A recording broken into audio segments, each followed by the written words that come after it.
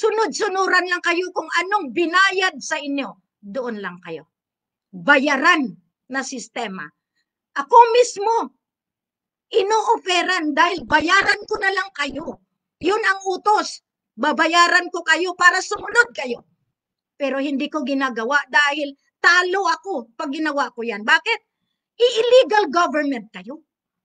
Since 2013, lahat ng government officials dyan, mula sa mayor hanggang sa barangay captain, tapos na ang ating kasunduan sa kanila bilang caretaker government. Ibig sabihin, lahat ito ginawaan ng sistema ng ating mga lolo na sila yung pinagbilinan ng pagpapamahala ng soberenya. Ulitin ko sa inyo muli, pag hawak ninyo ang tinatawag na soberenya, ito ay payong. Ibig sabihin, mataas siya sa political government, sa military government, sa judiciary, sa executive, sa legislative, o sa tinatawag natin government officials na siyang namamalakad sa bawat gobyerno. Ibig sabihin, the sovereign judges, the sovereign people handling this, especially the king and queen, overpower kahit sino pa kayo. Tandaan nyo yan. Ang sovereign power, pinahiram sa political government, sa military government, sa judiciary na yan ang tapat na tumutulong sa atin.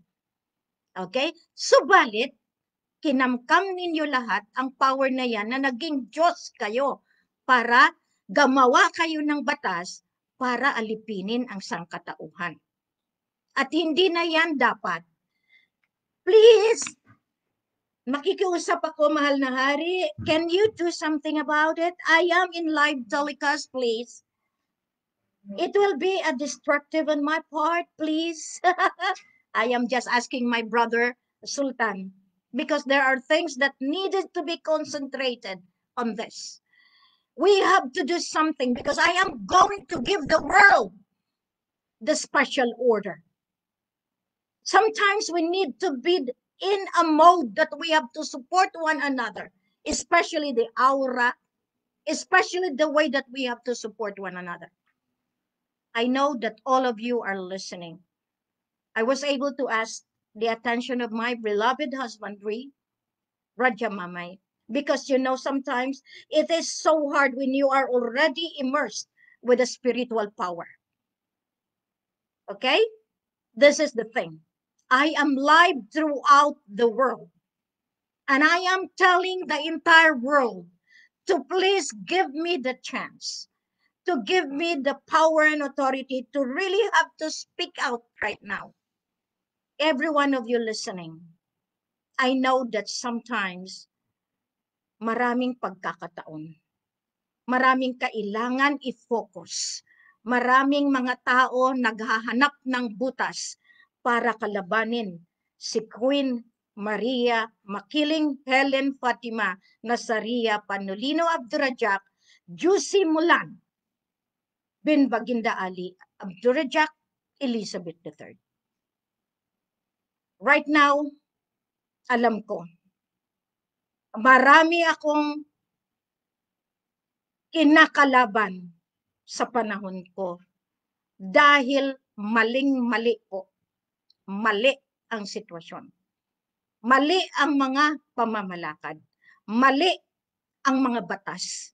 Marami po kayong batas na dapat ninyong titingnan. Subalit, dahil tayo ay nasa Federal Republic of Philippine Islands, at sinabi ko noon sa inyo, Manong Cesar Virata, nung tayo ay nagkaharap sa presidential table sa Philippine Constitution Association, sinabi ko sa inyo, ikaw pa rin ang Prime Minister. Sana na alala mo. Ito lahat. When I was with you, kapatid na Benedicto, you were telling me something. Pero anong sinagot ko sa iyo pagdating na ng panahon? And to you, if you are still alive, Fabian Ber, because ang patay, buhay, ang buhay, patay. Manong Duterte, alam mo rin yan. Kung buhay ka, maraming kasalanan na ginawa ninyo na dapat kayo ang mananagot dito. Dahil ang Zamboanga standoff, Sabah standoff, 44 Submen sacrifice, constant battle in Liguasan Mars, constant pagpapaputok ng mga armamento na hindi dapat, merong battle, merong rule of law of war, na hindi kayo magpaputok ng kanyon more than 5. Alam nyo ba yan, mga kapulisan? Nag-aral ba kayo niyan? Pero dahil nga kami ay parang mga manok lamang, wala kayong pagundangan sa pagpaputok sa Sulu, pagpaputok sa Liguasan Mars. So sa ngayon, saan tayo nahahanay? Saan kayo nahahanay? Sino ang commanding-in-chief ninyo? The commanding-in-chief is Raja Muhammad Gamar Mamay Hassan Abdul Rajab. Siya po ang itinalaga ng kaharian sa Federal Republic of Lupasug, at syempre nandyan ang ating Federal Republic of the Philippine Islands na ngayon alam ninyo na magkakaroon ito ng merging. Dahil ang pinahiram na otoridad tapos na in September 16, 2013. Kaya nga, dahil sa sabwatan, dahil mula 1963, talagang giniba na ninyo ang batas ng soberanya, ang batas ng royal family. Congress, Senate, ngayon ako pa ang sinasabihan ninyong anti-government, manigas kayo. Hindi nyo alam ang batas at hindi nyo man lang inaral na walang amyenda ang Federal Republic of Philippine Islands. Sumusugod kayo bilang mga opisyales pero hindi ninyo ginamit ang inyong mga intellectual capacity to research. Sunod-sunuran lang kayo kung anong binayad sa inyo. Doon lang kayo. Bayaran na sistema. Ako mismo, inooperan dahil bayaran ko na lang kayo. Yun ang utos. Babayaran ko kayo para sumunod kayo. Pero hindi ko ginagawa dahil talo ako pag ginawa ko yan. Bakit? I-illegal government kayo. Since 2013, dapat sumunod na kayo. Pero anong ginawa ninyo? Nagbayad kayo. Saan nyo kinuha ang bayad? Doon din sa pera ng Sultan Sulu, na ngayon ay namamahala si Queen Helen Abdul Rajab. Ang sakit, di ba? Pinapapatay niyo pa. Ang galing niyo po. Ngayon, sino yung nagpapatay sa akin diyan sa Laguna at na-replace Princess Helen? Hanapin ko kayo. Ibig sabihin, tinalikuran ninyo ang may-ari mismo ng kalupaan, ng soberanya. Hindi ako stupid. I will never fight if I don't know, if I do not know the law at hindi ko alam kung anong pinaglalaban ko. And I'd like to tell to you, my kuya, pasensyahan po tayo. Sa araw na ito, nakikita mo ang aking mga mata. We have to save one another. Dinadrag na po kayo pabalik sa baba. Dahil sa mga tao din na pinagbigyan natin ng pabor. Ngayon mayaman sila, kuya. Gawa tayo ng proseso para tulungan ng sambayanan. Ito naman, binabayaran ng politika, ng militar para kalabanin ang ating sistema. Subalit, hindi na tayo umuurong dyan eh.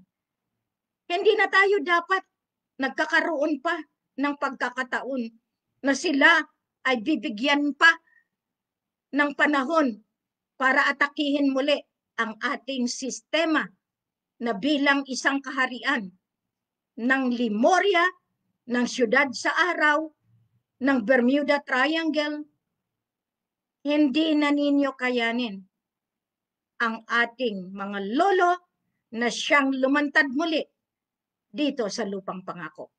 Sa araw na ito, dinideklara ko ang pagpalabas ng presidential order from our royal family, ang pinakapuno ng United Nations, the International Association of Plum Blossom. I-implement ako at ng mahal na hari ang 36 Articles of the Royal Family Rules na yan ay ginawang batas ng United Nations since 1959. Iyan ay nasa UN documentation at iyan ay vinalidate ulit in 2016 sa Union 21 ni Lolo Hujungwa ni Lolo Z01. Ang presidential decree na ginawa noong November 6, 2016 na Union Z01. Kamay na bakal. More than what you ever think. Dahil yan na ang pag-implementa ng divine justice. Akala niyo walang batas? Meron. In-underestimate ninyo si Queen.